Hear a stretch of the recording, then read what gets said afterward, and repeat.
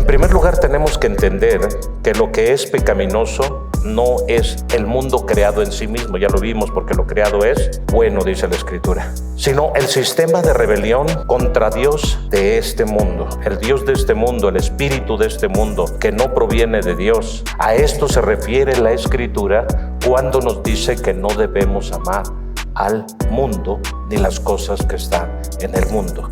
Hay un sistema que está en contra de nuestro Dios, y esto es detectable. Háblale de Dios a grupos que marchan y ven cómo rechazan el Evangelio. Entonces, ese sistema nunca va a aceptar el cuerpo de Cristo, la iglesia de Cristo y a Cristo como parte de su sistema. Y a esto se refiere el Señor. Todo lo que rechace a Dios no es parte de nuestro sistema. Todo lo que rechace a Dios está en contra de nosotros también.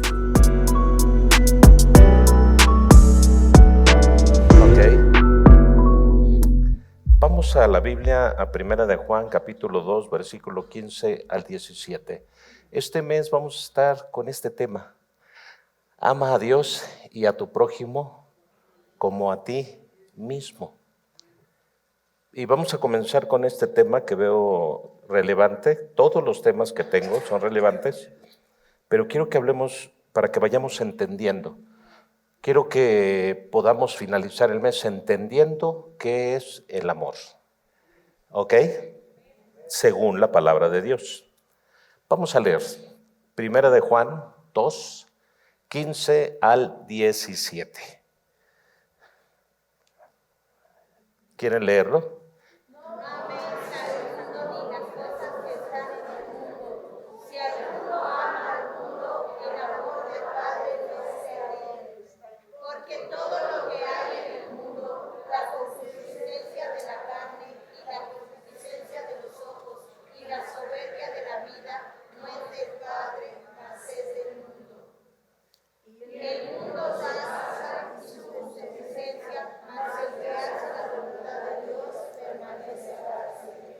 Oremos. Padre, en el nombre de Jesús, háblanos a través de tu palabra y que podamos hoy entender, Señor, por qué razón tú nos dices que no debemos amar al mundo. Queremos entender para obedecer, Señor. En el nombre poderoso de Jesús, nuestra vida está en tus manos. Amén. Ocupen su lugar. El apóstol Juan escribe a un grupo de creyentes y les dice que no amen al mundo ni las cosas que están en el mundo. Si alguno ama al mundo, el amor del Padre no está en él. Porque todo lo que hay en el mundo, noten, los deseos de la carne, los deseos de los ojos y la vanagloria de la vida, no proviene del Padre, sino del mundo. Y el mundo pasa y sus deseos, pero el que hace la voluntad de Dios permanece para siempre. Debemos entonces entender que este mensaje, que es para todos los tiempos y para todas las generaciones, hasta que Cristo venga, está dirigido como un mandamiento, como una orden para todos nosotros. Y nos menciona dos cosas. No ames al mundo ni las cosas que están en el mundo. Quiero que entendamos que cuando la Biblia menciona de no amar al mundo ni las cosas que están en el mundo, no nos está hablando de las cosas que fueron creadas. No nos está hablando de la creación. No nos está hablando de ese globo terráqueo, ni de todo lo que Dios hizo, porque recuerden ustedes que todo lo que Dios hizo, Dios lo hizo bueno. ¿Están aquí? Cuando ustedes leen el libro de Génesis, capítulo 1, ustedes notan que todo lo que Dios iba haciendo, el primer día, el segundo día, hasta el sexto día, dice que todo lo hizo bueno. Y eso nos incluye a nosotros. Pero si ustedes notan, dice que hizo a los animales, las estrellas, la naturaleza, los ríos, los mares, ¿sí? El sol, la luna y al ser humano. Entonces noten ustedes, no hay animal que sea malo, no hay ser humano que tenga que ser malo, no hay árbol o vegetación que tenga que ser mala, no hay mar que sea malo, no hay río que sea malo, no hay animal que sea malo. Todo lo que Dios hizo fue bueno. Entonces, ¿por qué nos dice que no debemos amar al mundo ni las cosas que están en el mundo? Bien, cuando se refiere al mundo y las cosas que están en el mundo, nos habla primeramente de un sistema jerárquico, de un sistema de gobierno, de un sistema que tiene la finalidad de tomar autoridad sobre todas las personas de la tierra, de un sistema que no tiene preocupación por la gente, de un sistema que no tiene preocupación por el medio ambiente, de un sistema que no tiene preocupación por nuestras aguas, por nuestros animales. Y a eso se refiere Juan cuando dice que no debemos amar a ese sistema. Ese sistema se compone de un grupo de personas que dentro de su corazón, dentro de sus pensamientos, tienen la intención de apoderarse del mundo, de apoderarse de la tierra. Llámese comunismo, llámese democracia, socialismo, como ustedes quieran llamarle. Pero si ustedes lo notan, ese sistema tiene sus propias reglas. Pero ese sistema no es honesto. Ese sistema es corrupto. Ese sistema está lleno de maldad. Ese sistema está lleno de codicia. Ese sistema no le interesa realmente el bienestar, en particular, de ninguna persona. Quizás solamente de sí mismo y de la gente que tiene cerca, que puede ser su familia, y eso si bien les va.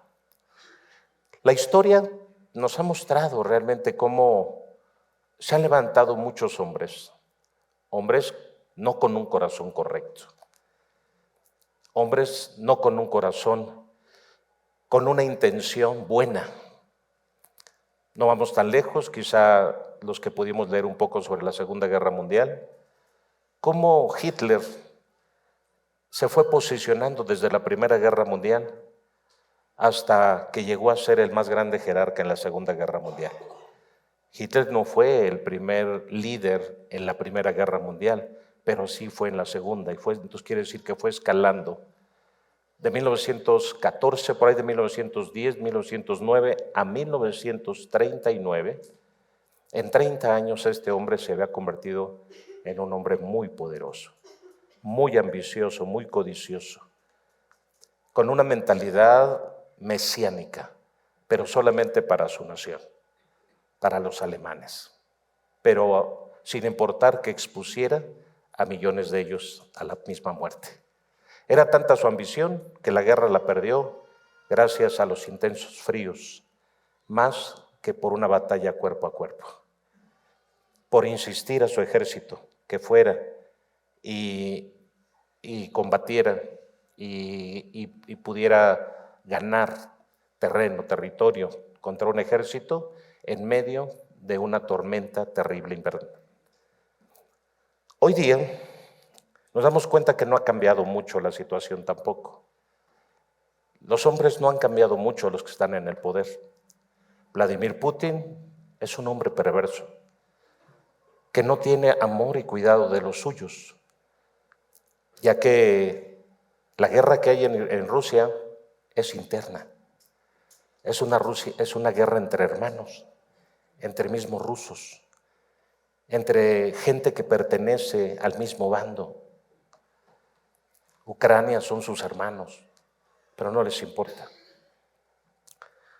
La guerra que hay en Medio Oriente y que se ha vuelto una guerra regional, no es una tercera guerra mundial, pero sí es una guerra regional, también es una guerra de odio, de resentimientos, una guerra de ambición, una guerra a donde jamás nunca les ha interesado la vida de los seres humanos, jamás nunca. Jamás les ha interesado. Desde el 2006 podemos ver cuando Gran Bretaña entrega en las manos de Yasser Arafat esa tierra de Palestina para que hicieran un Estado. A ellos jamás les ha interesado hacer un Estado, por toda la capacidad económica que reciben ellos como pueblo que no está sentado en ningún lado, como un pueblo que anda deambulando. Y entonces las naciones tienen que favorecerle con miles, con millones de recursos, de dólares, para que ellos puedan permanecer. Por lo tanto, a sus líderes, como es el grupo Hamas, como es el Boko Haram, como es estos grupos de más del norte de Irán, sí, los yemitas y etcétera, son grupos terribles que solo les interesa llenarse los bolsillos de dinero. Se dice ahora, después del 7 de octubre, que muchos civiles palestinos entraron para masacrar a más de 1,500 judíos en esa celebración que tenían los jóvenes, y que les habían prometido un departamento y les habían prometido $100,000 si lograban obtener el mayor número de hombres y mujeres secuestrados para llevárselos y tenerlos ahí como rehenes para poder negociar cosas que por supuesto ellos les beneficiarían. Todas estas guerras tienen que ver con ambición desmedida, con ambición económica. Yasser Arafat, cuando crea la Organización por la Libertad de Palestina, la OLP, este hombre realmente no tenía tanto amor por los palestinos. Él tenía en Francia una cuenta de $1,800 millones. Cuando él muere de SIDA, porque muchos no lo saben, él murió de SIDA porque él era un bisexual. Él deja esa cantidad de dinero a su hija. Y su hija en Londres se compra una mansión de cuadra a cuadra, una manzana completa. Y en Europa se compra varias propiedades, pero increíbles. Y ahora que se pronuncia ella por la OLP, que la libertad de los palestinos, ella desde los 7 años salió de Palestina y nunca regresó. Ella siempre ha vivido en Inglaterra. A ella no le interesa a la gente. Cuando se levanta un líder que le empieza a interesar la gente, el pueblo, entonces el mundo se le viene encima. Todos los terroristas no aman la vida, aman la muerte. Y aman la muerte porque las promesas, según el Corán, es que ellos tendrán 72 mujeres vírgenes que les esperan si ellos mueren por su causa, por esa causa terrorista. 72 vírgenes en el paraíso les han prometido. Y por supuesto abundancia de riqueza. Entonces ellos tienen un concepto y una mentalidad diferente de cómo vino Jesús y habló acerca del reino de Dios y de su justicia. Ellos aquí sirven para ser servidos allá. La Biblia dice que el más grande en el reino de los cielos es aquel que sirve aquí en esta tierra. Ese es considerado muy grande allá en el reino de los cielos. Y cuando sea el final de los tiempos y cuando todo se establezca, nosotros vamos a seguir sirviendo. La iglesia va a seguir sirviendo. Los hombres de Dios que caminaron con Él y que se negaron a sí mismos van a seguir sirviendo. Porque para eso el Señor Jesucristo nos ha salvado. Y no vamos a dejar de servir nunca. Sí, nunca. Eternamente nosotros. Dice que Cristo viene con sus santos millares. ¿Quiénes son sus santos millares? Tú y yo, los que hemos servido en el reino. Los que hemos decidido negarnos a nosotros mismos para servir a nuestro prójimo en amor, como dice la Escritura. Es importante que aprendamos un poco de la historia y que nos demos cuenta que las guerras es el negocio más grande que existe en el mundo. Cuando le preguntaron a Albert Einstein sobre cómo sería la Tercera Guerra Mundial, y él le dijo, yo creo que mejor deberíamos de preguntarnos ¿Cómo será la Cuarta Guerra Mundial? Si después de la tercera él daba a entender que con las armas nucleares y atómicas que estaban creando, no iba a quedar nada del mundo. Por lo tanto, no iba a haber una Cuarta Guerra Mundial. Dios, en San Juan 3:16, hemos leído este pasaje y dice, porque de tal manera amó Dios al mundo. Y qué extraño, porque primero nos dice que no amemos al mundo. Y que si alguno ama al mundo, el amor del Padre no está en él. Pero Dios sí puede amar al mundo. Entonces está extraño, ¿no? Es raro, es extraño que Dios sí puede amar al mundo y a nosotros nos dijo que nosotros no amemos al mundo. Porque de tal manera amó Dios al mundo que ha dado a su único Hijo para que todo aquel que en él cree no se pierda, mas tenga vida eterna. Porque debemos aprender a notar la diferencia entre a qué mundo el Señor se está refiriendo. La advertencia de no amar, según San Juan, capítulo 2, versículo 15 al 17, no significa que no amemos al mundo, su contenido, lo que hay en su interior, sino más adelante les voy a explicar a qué se refiere el Señor, aparte de lo que ya les dije, de no amar al mundo, su sistema. Un sistema que está rebelde contra Dios. Un sistema que odia los principios de Dios y un sistema que aborrece los principios y los valores de nuestro Dios. Dios, sin embargo, nos dice que Él amó al mundo y al amar al mundo es que amó su creación. Y su creación es todo: las estrellas, el sol, la luna, los mares, los ríos, los animales y nosotros, por supuesto, los seres humanos. Todo lo que ustedes ya saben de Génesis 1, Dios ama toda su creación. Y nos ama a nosotros. Y Dios a nosotros nos dice que el hecho de que no amemos al mundo no quiere decir que no amemos a nuestro hermano. Debemos amar a nuestro hermano. Nos manda claramente que amemos a todos en el mundo. Tú debes de amar a todos. ¿Están aquí? Eso es lo que más trabajo cuesta. Eso es lo que es más difícil poder hacer.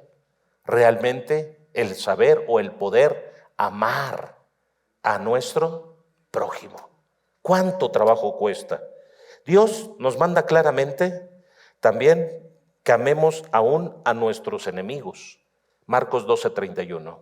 Vamos a leer, por favor. Voy explicando y ténganme paciencia en los próximos 30 minutos. El segundo es, ama a tu prójimo como a ti mismo, y no hay otro mandamiento más importante que este. No hay otro mandamiento más importante. Voy a echar fuera demonios. Eso es importante, sí. Tengo que predicar el evangelio, sí, eso es importante. Pero dice que no hay otro mandamiento más importante que lo que te mueva hacia tu prójimo sea el amor. Que no te mueva ningún tipo de interés bastardo o personal, sino que te mueva el amor hacia tu prójimo. Es decir, que no existe ninguna clase de sentimiento, ni tampoco de ninguna clase de interés que tú tengas sobre esa persona para que tú la procures. No es como evangelizar, es evangelizar. Evangelizar es la palabra de hoy en día de muchos: la carne para mí y el espíritu para Dios. Entonces voy a evangelizar. Y entonces yo lo que hago es, me gano la carne para mí, ¿sí? Y el espíritu para Dios. Eso no es. Debe de ser desinteresado. Así que el Señor nos está diciendo que debemos amar a nuestro prójimo como a nosotros mismos, pero comencemos amándonos nosotros mismos. Tenemos un problema que no nos amamos nosotros mismos. Véanlo cómo viven. Vean cuánto trabajan. Vean cómo comen. Vean cómo se comportan. Vean lo que beben, lo que fuman, lo que se meten al cuerpo. Muchos de ustedes no se aman. Si se amaran, no fumarían. Si se amaran, no beberían alcohol, que hace tanto daño a los órganos. Si se amaran, no maldecerían su propia vida ni su estado. Si se amaran, cuidarían su peso. Si se amaran, cuidarían su alimentación. Si se amaran, se cuidarían en tiempos de frío. ¿Están aquí? si se amaran, no estarían arriesgándose a enfermarse por cualquier cosa comiendo tacos en la esquina. Por favor, entendamos. Entonces yo puedo amar a mi prójimo, sí, pero ¿cómo? Si no, primero aprendo a amarme a mí mismo. Debo de amarme a mí mismo, es amar mi cuerpo, es amar mi cerebro, es amar mi corazón, es amar mis órganos. Y en todo ello implica un sentido de compromiso y de responsabilidad, porque Dios nos dio todos los órganos, Dios nos dio todos los sentidos, pero en ello también el Señor agregó sentido de compromiso y de responsabilidad. Dice el Señor, yo te doy y te hago perfecto, pero tú debes de tener cuidado de tu cuerpo.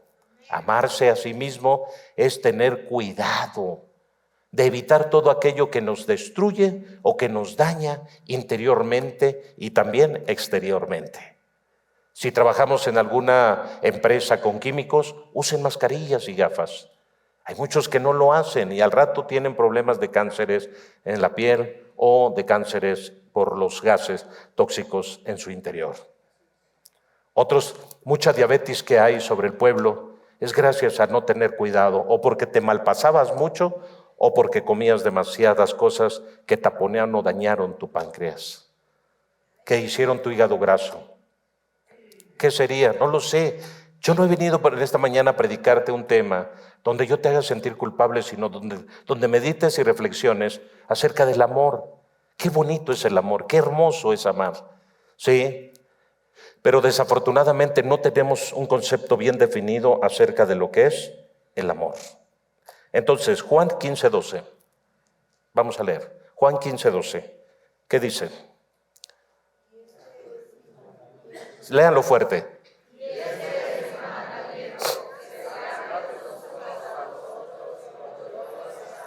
Ahora escúchenme bien, dos cosas que debemos resaltar. También el Señor nos da el carácter de cómo debemos amar. Yo amo. ¿Me amas, hermano? Sí, hermano, sí te amo. A Pedro se le preguntaron 3 veces, ¿Pedro, me amas? Al final Pedro dijo, Señor, tú sabes todas las cosas. ¿Por qué respondió así? Tuvo que haber sido sometido a un cuestionario para probar a sí mismo que tanto él amaba a Dios, a Jesús. Y a Dios, por supuesto. Si amas a Jesús, amas a Dios. Y Pedro tuvo que ser sometido a un cuestionario. A ustedes, si les preguntáramos si ustedes aman a su prójimo, ¿cuántas veces les tendríamos que preguntar? ¿Cuántas veces serían necesarias? ¿Amas a tu prójimo? O no, vámonos más, a lo mejor nos hagamos los obsesos y digamos, ¿quién es mi prójimo? ¿Amas a tu marido? ¿Amas a tu esposa? ¿Amas a tus hijos? ¿Amas a tus suegros?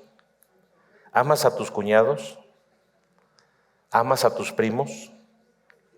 Ya, en ese nivel. Preguntémonos si los amamos.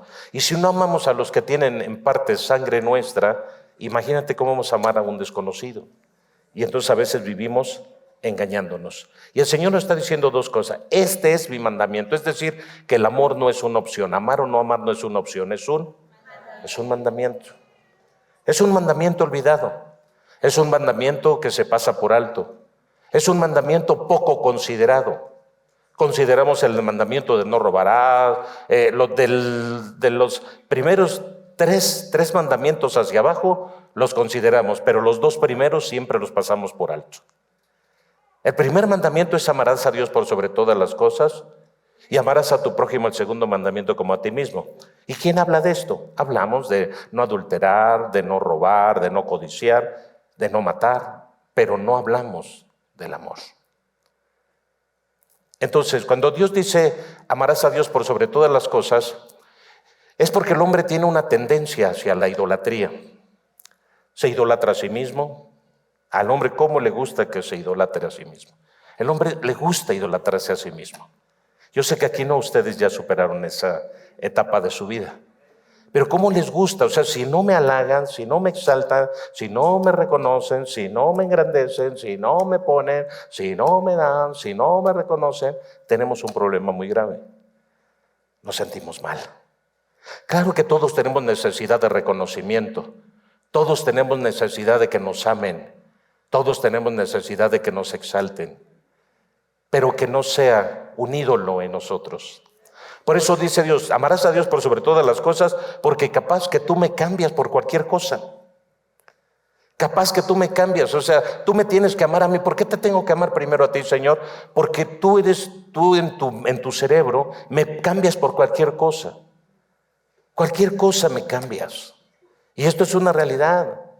Se ve cómo muchos cambian, dejan el ministerio, dejan la casa, dejan la familia, dejan todo por terceras cosas.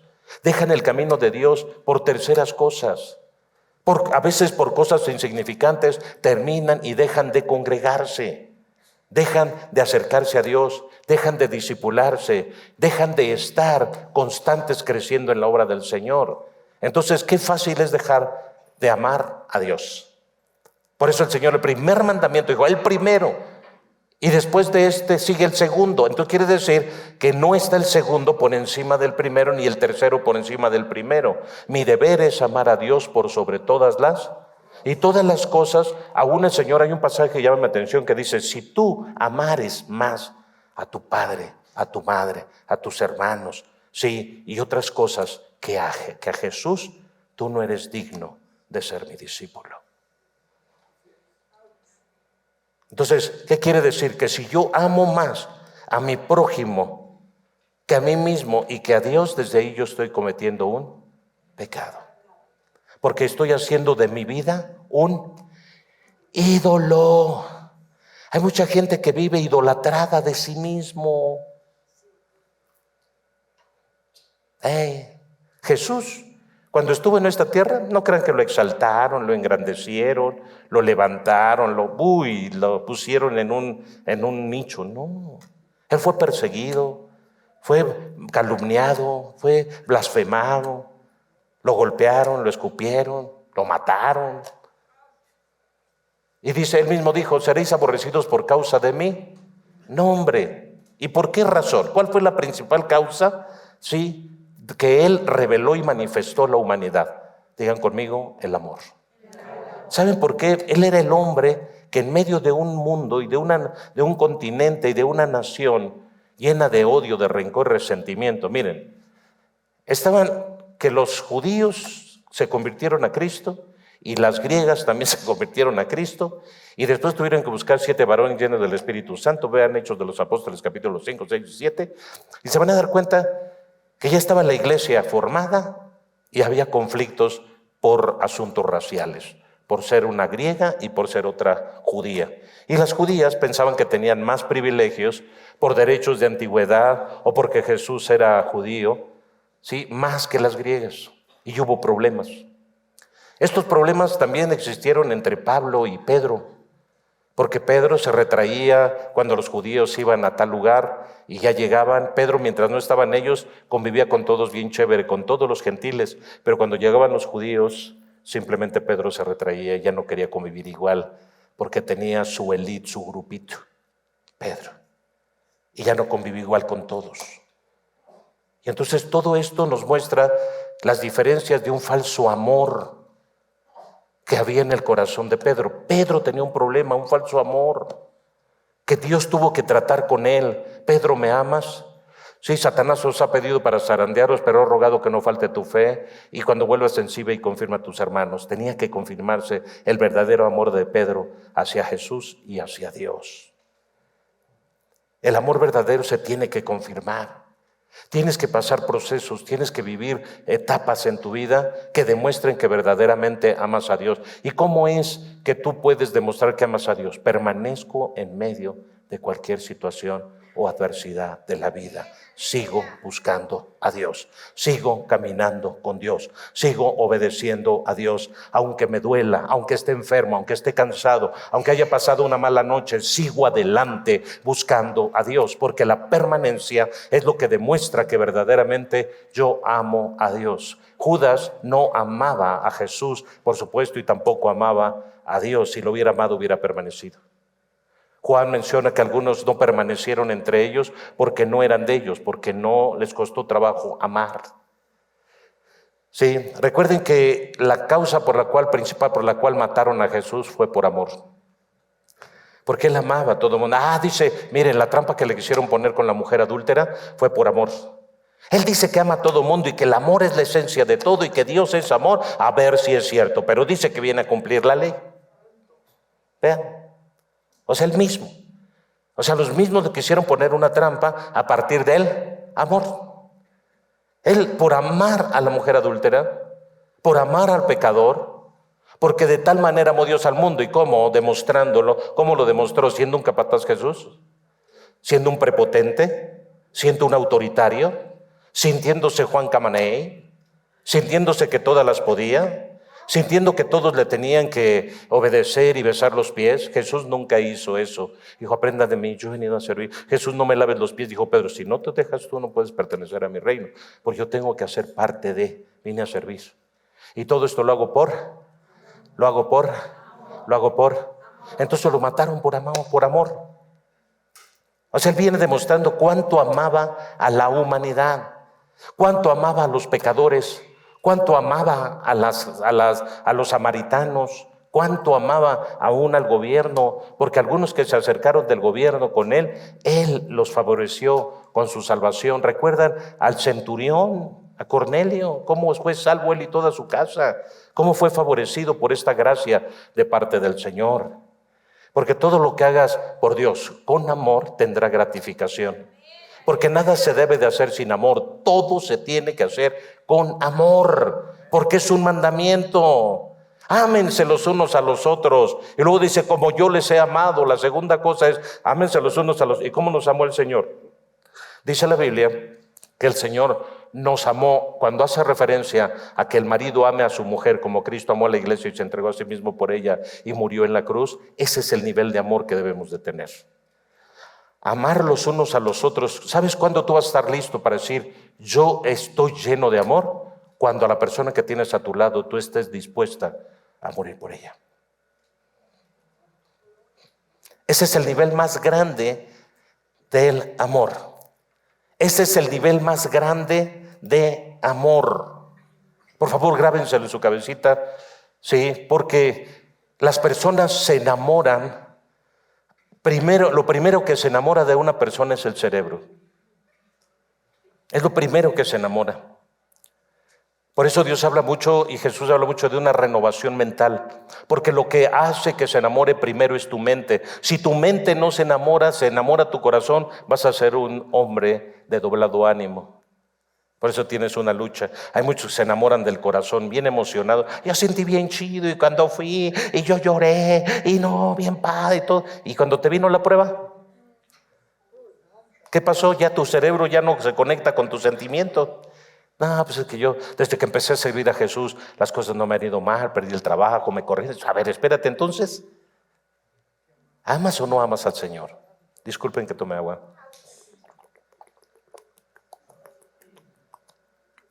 Es que la borrachera estuvo dura anoche.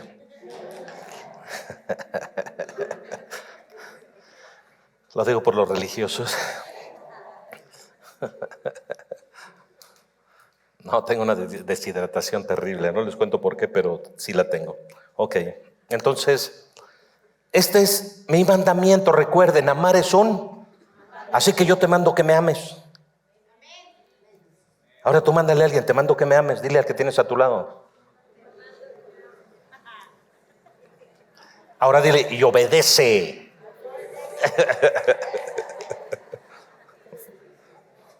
Ok. Así que es un mandamiento, recuerden, amar es un mandamiento, no es una opción. Es tu deber amar a tu prójimo, amar a ese vecino incómodo de todos los días. Tienes que amarlo, tienes que perdonarlo, tienes que sonreírle. Cuando quisieras ahorcarlo, tienes que amarlo. Hey, a ese marido que quisieras darle cianuro en lugar de café cada mañana, tienes que amarlo. A ese hijo que quisieras correrlo porque a sus 33 años ya no se quiere ir de tu casa, tienes que amarlo. Ok. Mateo 5:44. ¿Qué dice? Mateo 5:44. Pero yo digo, amen a sus y oren por quienes les. Dios nos da la clave. Ya te di el mandamiento de amar. Ama a tu prójimo. Pero ¿qué dice el Señor? ¿Qué chiste tiene amar al que te ama y bendecir al que te bendice? Más grato es amar al que te aborrece, bendecir al que te maldice y orar por el que te ultraja.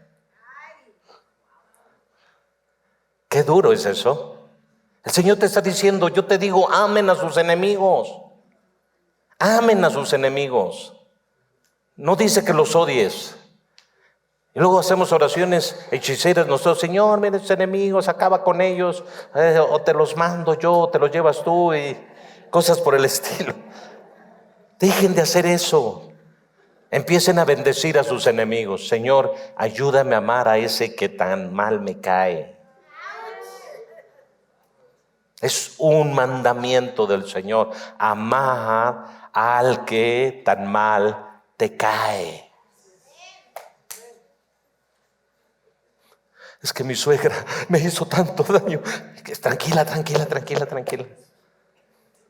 Ama a tu suegra como amas a tu marido. Porque no puedes amar a tu marido sin amar a tu suegra. Por favor, entendamos esta parte. Amar no es una opción, es un. Dice, pero no solamente ames a los que te agradan, no solamente ames a los que te caen bien, no solamente ames a tu grupito, ama aún a los que no te agradan, a los que no te caen bien. Tú tienes que trabajar por amarlos. Y dice, y aún a quien esté. Luego hay por ahí gente, no solamente tienes enemigos ocultos, sino también enemigos visibles. Ahí te está hablando de dos clases de enemigos, los ocultos y los visibles. Los ocultos son enemigos, dice, amen a sus enemigos y oren por quienes los persiguen. Dos clases de enemigos, los que no dan la cara y los que dan la. Así que estamos rodeados de enemigos. Quizá ahora mismo hay un enemigo a tu lado.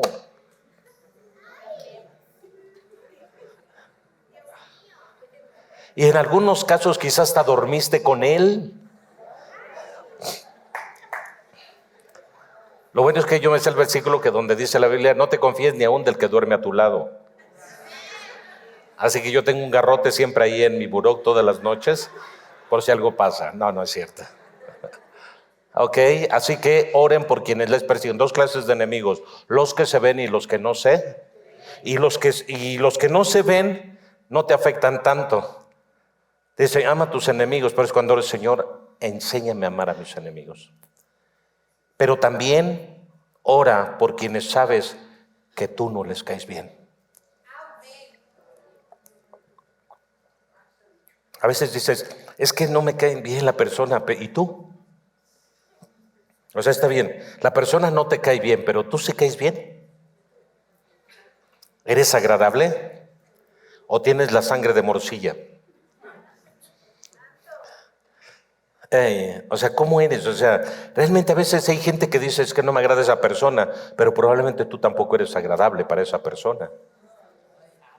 Tienes un mal carácter, una mala actitud, una mala cara, tienes mal genio, tienes mal comportamiento, tienes malas acciones. Te saluda la gente y mustia, con tus caras te sientes soñado, soñada. Quizá, y por eso no le agradas, y por eso la gente, crees que la gente, sí, no la soportas tú a la gente, pero no es otra cosa muchas veces más que el reflejo de lo que tú eres. ¿Sí sabías que cuando tú no soportas a una persona es porque de eso tú adoleces? Porque espíritus afines chocan. ¿Sí? Dos orgullosos chocan. Dos que les gusta llamar la atención chocan, no caben en el mismo grupo. Dos que quieren ser el centro de atención, o atracción de una charla o de un grupo, no caben y chocan demasiado. Es por eso que dices que me cae re mal esa, y es igualita que tú. ¿Ok? Pero tú tienes que amar a esa persona. No amar al mundo no significa que no debemos disfrutar o aprovechar los grandes talentos que Dios nos ha dado en el mundo. Hay que aprovechar los talentos que Dios ha dado. Hay tanta gente tan talentosa, como canta, como baila, ¿sí? Gente tan talentosa, cómo hace deporte, cómo juega fútbol, básquetbol, béisbol, fútbol. Gente extraordinaria que nosotros debemos de alguna manera reconocer y debemos amar, pero no debemos idolatrar. Eso por supuesto que debe estar por encima de todo. Pero el mundo te presenta una cara diferente, una cara distinta. Primera de Santiago 1:17, ¿qué dice? Santiago 1:17.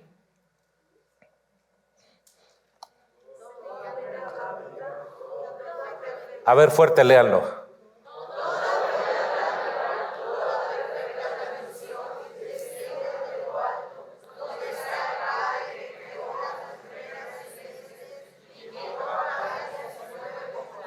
Entonces, ¿qué quiere decir? Que Dios realmente a todos nos ha dado una habilidad, nos ha dado un talento. Nadie es más que nadie y nadie es menos que nadie. Cuando logremos nosotros alcanzar este nivel de que nadie es más que nadie y nadie es menos que nadie, vamos a ser una buena iglesia. La lucha más grande y la pugna más grande es ¿quién será el más grande? Dijeron los discípulos de Jesús en este grupo. Y optemos por no querer ser el más grande, sino optemos por querer servir más y más a nuestro prójimo y a nuestro Señor.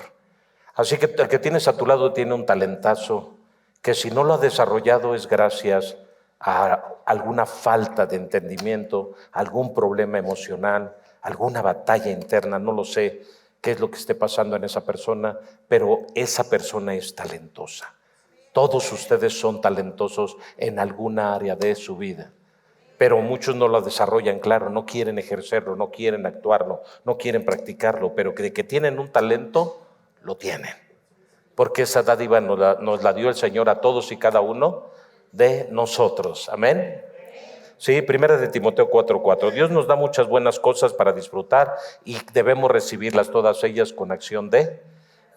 Porque todo lo que Dios ha creado es lo que les decía al principio de la enseñanza. Es bueno y nada es despreciable si se recibe con acción de... Así que, ¿ir a la playa será malo? No, ir a tomar unas vacaciones no. Al contrario, el descanso es necesario para la vida de las personas. Pero todo es cuestión que cada persona se lo quiera tomar. El problema es que el afán muchas veces es más importante y más fuerte que el entendimiento y la prudencia en la vida de una persona. Ahora bien, ¿qué significa que no debemos amar al mundo? En primer lugar, tenemos que entender que lo que es pecaminoso no es el mundo creado en sí mismo, ya lo vimos, porque lo creado es bueno, dice la Escritura, sino el sistema de rebelión contra Dios de este mundo, el Dios de este mundo, el espíritu de este mundo, que no proviene de Dios, sino que es de este mundo y se llama Satanás y que está en contra de Dios y de sus propósitos. A esto se refiere la Escritura cuando nos dice que no debemos amar al mundo ni las cosas que están en el mundo. Hay un sistema que está en contra de nuestro Dios y esto es detectable.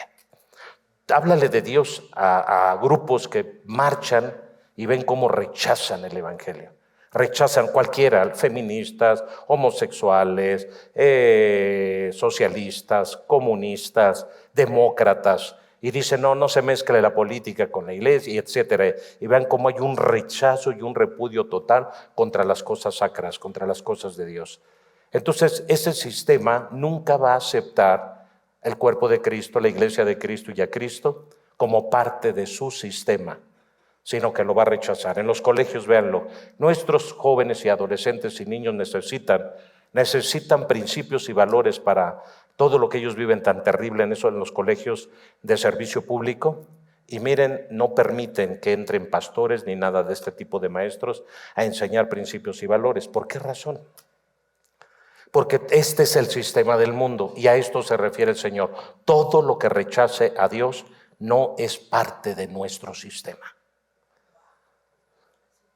Todo lo que rechace a Dios está en contra de nosotros también. Todo lo que aborrezca el nombre de Jesús está en contra mía. Todo lo que vaya en contra de la palabra está en contra mía también. Todo lo que vaya en contra de principios y valores, la corrupción, la mentira, el engaño, como dice San Juan, sí, acerca de los deseos. Miren, San Juan nos dice que hay 3 deseos: los deseos de la carne, los deseos de los ojos y la vanagloria de la vida. Todo lo que esté en contra del Señor siempre se va a oponer, siempre se va a resistir. Se opusieron los fariseos, se opusieron los políticos, se opusieron algunos samaritanos. O sea, hubo grupo de personas que se opusieron siempre a lo que Jesús traía o cargaba. Y eso es a lo que el Señor dice: no améis al mundo ni las cosas que están en el mundo. Todo lo que se opone a Dios, a la luz, a la verdad, a lo puro, a lo limpio, a lo santo, a lo no profano, todo esto tiene que ver, sí, con mi sistema de vida. Tiene que ver con mi entorno, tiene que ver con mi mundo, tiene que ver con mi reino, tiene que ver con aquello en lo cual yo me debo de identificar.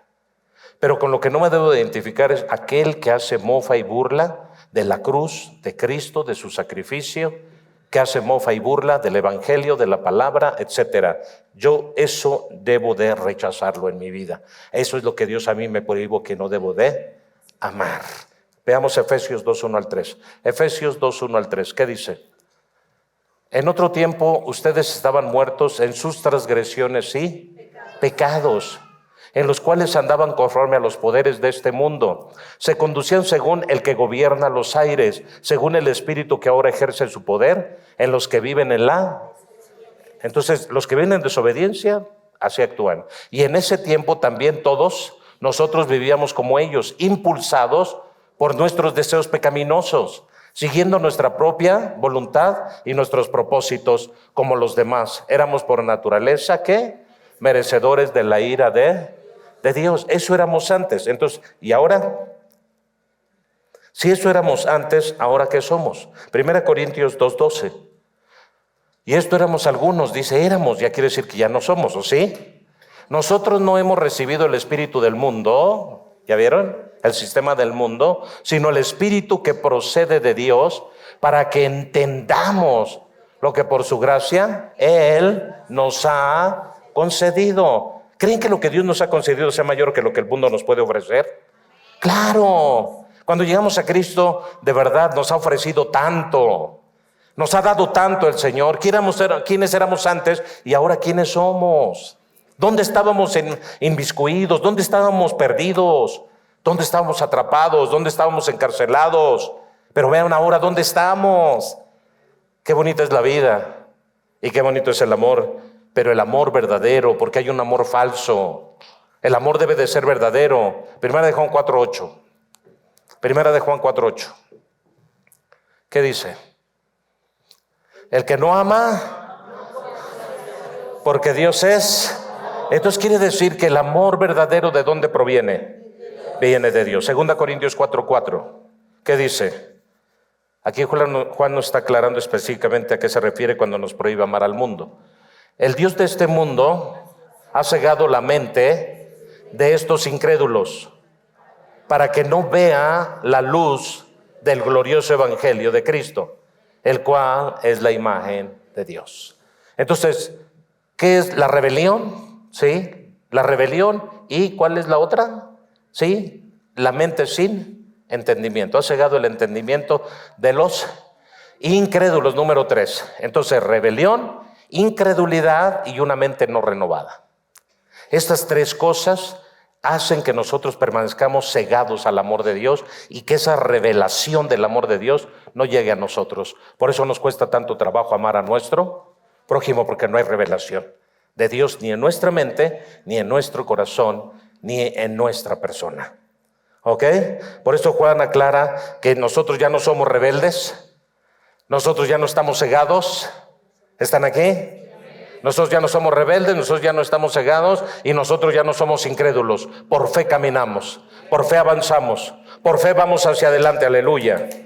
Así que Juan nos está diciendo y nos está aclarando que no podemos amar al mundo, los deseos de la carne, los deseos de los ojos y la vanagloria de la vida. Todas estas actitudes son pecaminosas, están en contra de Dios y de su voluntad para con nosotros.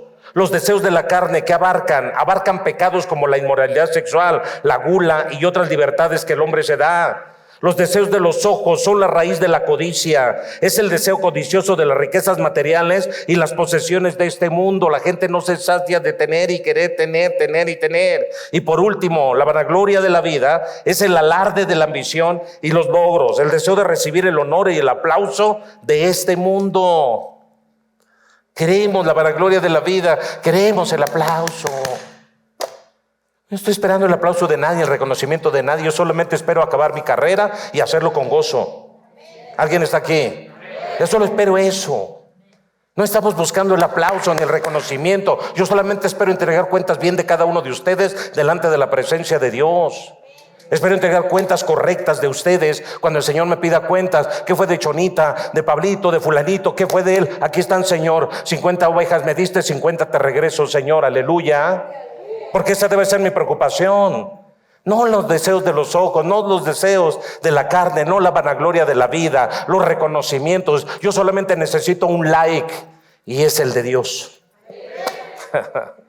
Hey, hey, ¿alguien está oyendo? Digan conmigo, solo necesitamos un like. Háganle así.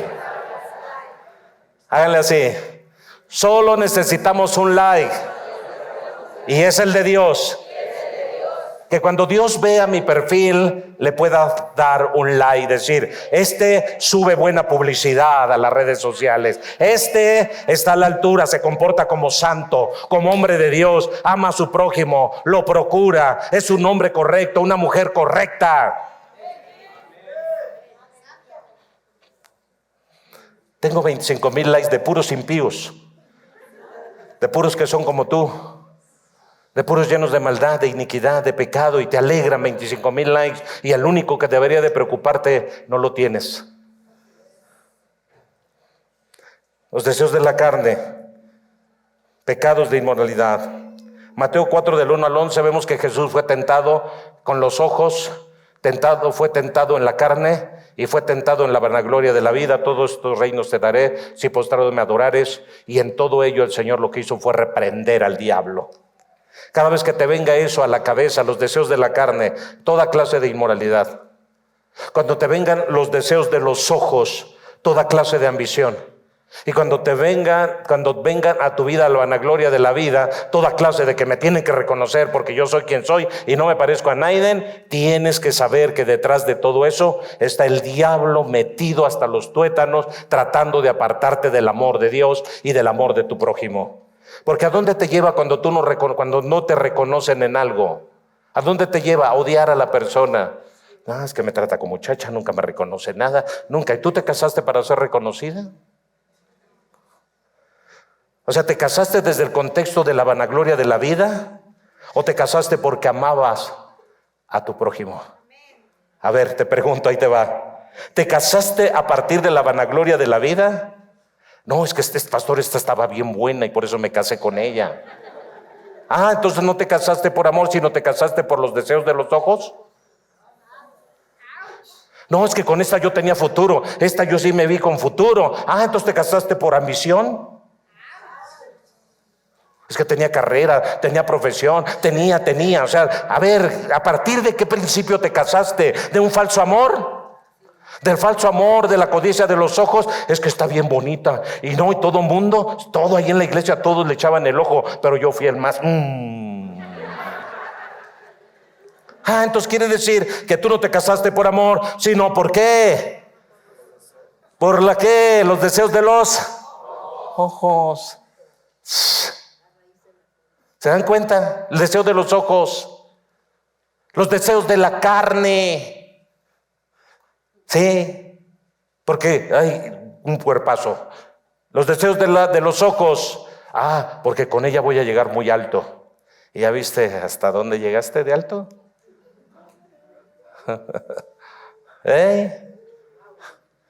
No, me casé, es que no me da ni una flor, no me atiende, no me dice. O sea, te casaste para que te atendieran.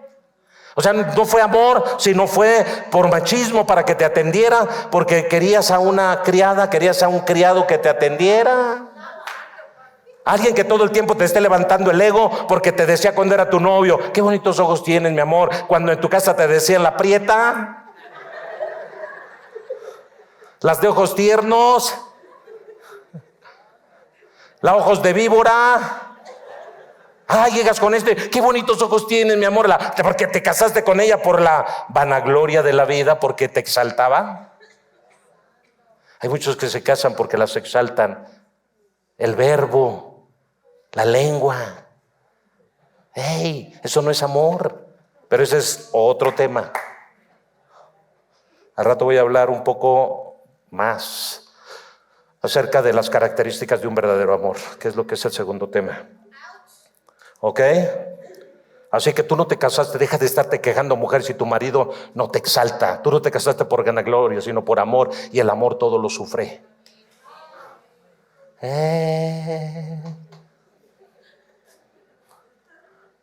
Pastores, que me tiene que atender. Sí, yo sé que hay cosas que sí te tiene que atender, pero todo debe ser de común acuerdo, porque no puedes forzar a alguien a hacer algo que no quiere hacer.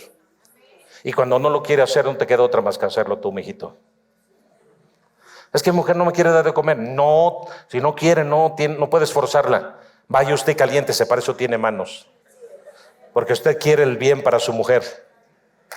Porque el amor es querer el bien para su mujer. Si yo la forzo, va a ser un mal para mi mujer. Muy probablemente vamos a tener una pelea del siglo. Bueno, estoy adelantando al tema del segundo servicio.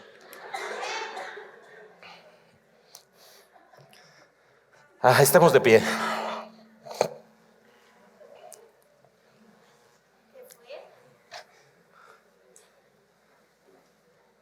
Dura es esta palabra, diría aquel hombre de Dios, porque se le pedía que perdonara al que le había ofendido, y él la vio muy difícil. Jesús murió por amor, lo mataron por amor. Es el único que ha defendido al pueblo, que ha defendido al pobre, que ha defendido al menesteroso, que ha defendido al enfermo, que se ha preocupado. Vean, por ejemplo, tenemos dos ejemplos. Sí, tenemos a nuestro presidente López Obrador. Él pelea por el pueblo y todos lo aborrecen. Todos los de los otros niveles le echan tierra. Vamos con ¿cómo se llama? Bukele. En El Salvador. ¿Saben qué trajo la paz a El Salvador? Porque ellos eran víctimas por muchos años de las bandas de las maras. Mataban, violaban, secuestraban, desaparecían a cuantos se les antojaba, mañana, tarde y noche. Y no se podía vivir en El Salvador. Ellos eran auspiciados por el propio gobierno. Esas bandas les daban una lana. Cada año les hacían llegar dinero. Y llega un hombre que empieza a pelear y se le viene encima derechos humanos, la ONU, la UNESCO y todas las organizaciones corruptas del mundo. Se le vienen encima. Y viene la reelección presidencial y que se va arriba con más del 90%. El pueblo se desbordó y dijo: queremos a Bukele como presidente. Y él en su discurso dijo algo muy tremendo. Dijo: yo respeto tu agnosticismo, yo respeto todo lo que tú piensas o sientes acerca de lo que tú quieres ser. Pero tú, ¿por qué no respetas que yo amo a Dios y que esta nación es de Dios? Y saben que El Salvador ahora es una nación que va en prosperidad, porque hubo un hombre que desafió al sistema. Todo el mundo se pelea, pastor. Todo el mundo en matrimonio. No hay matrimonio perfecto, pastor. Ese es mentiroso, hipócrita. ¿Y por qué no te conviertes en el primero en desafiar este sistema? ¿Por qué lo toleras? ¿Por qué dices: no, si todos se pelean, hasta el pastor se ha de pelear? Pastor Omar, ¿no han visto cómo llega arañado? Hasta el pastor, todos los pastores se pelean. ¿Y por qué nosotros no, pastor? ¿Qué? No somos perfectos. Deja de justificar. El Señor dice: no ames al mundo. Si en el sistema se pelean, la burocracia hace tantas cosas, la mentira y el engaño dominan y gobiernan, ¿por qué nosotros tenemos que ser iguales? Sí, volvamos a lo que dijo Juan en el versículo con el que empezamos. ¿Saben cuál es nuestro destino? Ahí lo dice en el versículo 17 de Primera de Juan 2:17. Pónmelo, por favor. El mundo se acaba con sus malos deseos, pero el que haga la voluntad de Dios. Y tú estás llamado a permanecer para siempre. Usted no va de paso nada más. Aquí ya se olvidó y adiós, usted ya dejó de ser. Como muchos tienen por costumbre ir de paso. Vienen, están un tiempo aquí, se van a otro y andan de lugar en lugar saltando como chapulines. Usted está llamado a permanecer.